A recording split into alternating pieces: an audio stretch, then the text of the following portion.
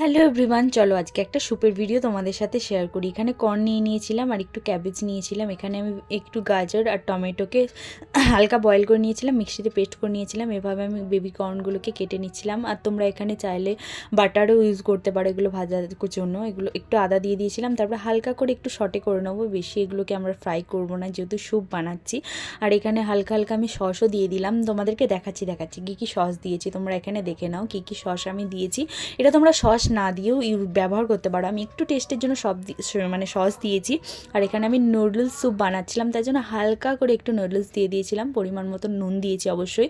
আর তারপরে আমরা যে পেস্টটা বানিয়ে রেখেছিলাম সেটাকে দিয়ে হালকা করে নেড়ে চেড়ে নিয়ে, আর যেই জলটায় আমি সেদ্ধ করেছিলাম সেই জলটা দিয়ে দেবো। আর এক্সট্রা আরও জল দিয়েছি, স্যুপ মানে তো জল তো বেশি করে দিতেই হবে।